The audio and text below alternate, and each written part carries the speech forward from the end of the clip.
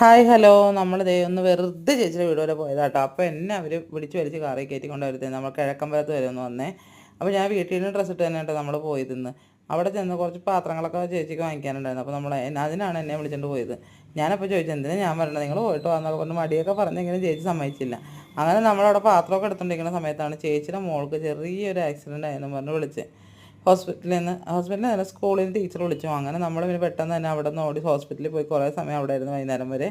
അപ്പോൾ ഇന്ന് എൻ്റെ മോൻ്റെ ബർത്ത്ഡേയും കൂടി കേട്ടോ. അപ്പോൾ നമ്മൾ രാത്രി തന്നെ അവൻ്റെ കൂട്ടുകാരൊരു 12 മണിയൊക്കെ അടുപ്പിച്ച് കേക്കൊക്കെ ആയിട്ട് വന്നായിരുന്നു. അപ്പോൾ നമ്മളെല്ലാവരും കൂടി എല്ലാവരും കൂടി ഭയങ്കര സന്തോഷത്തോടെ വന്ന് നമ്മൾ കേക്കൊക്കെ മുറിച്ച് അവർ ഹാപ്പി ബർത്ത്ഡേ ഒക്കെ പാടാമല്ലോ. അപ്പോൾ മെഴുതിരി ഊതല്ലേ അമ്മ മെഴുതിരി ഊതല്ലേ എന്ന് പറഞ്ഞിട്ടുണ്ടായിരുന്നു നേരത്തെ എന്നൊക്കെ പറയാം കേട്ടോ അവൻ.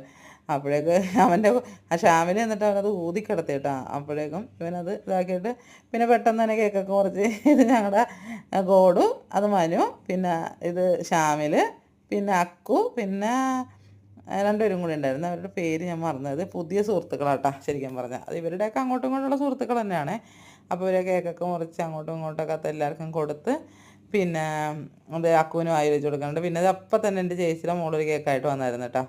ഒരു 12 മണി കഴിഞ്ഞപ്പോഴേക്കും. അപ്പോൾ അതും അവനപ്പം തന്നെ മുറിച്ച് എല്ലാവർക്കും അതും കൊടുത്തായിരുന്നു. അപ്പോൾ എൻ്റെ ചേച്ചിയുടെ മോളും ഭർത്താവും ആട്ടെ ഇപ്പുറത്ത് നിൽക്കണത്. ചേച്ചിയുടെ മോളും എന്നെയൊക്കെ പോലെ ഇരിക്കുന്ന അവളുടെ ഭർത്താവും. അപ്പോൾ അവൻ ജോലി സ്ഥലത്ത് നിന്ന് വന്നു. അപ്പോൾ അവന് തിരിച്ച് പോകണം കേട്ടോ. അപ്പോൾ അതുകൊണ്ടാണ് പെട്ടെന്ന് പോകാൻ നിൽക്കുകയാണ് അവർ.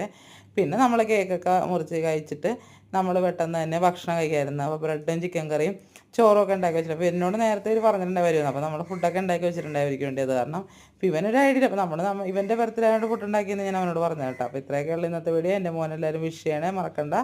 Okay bye.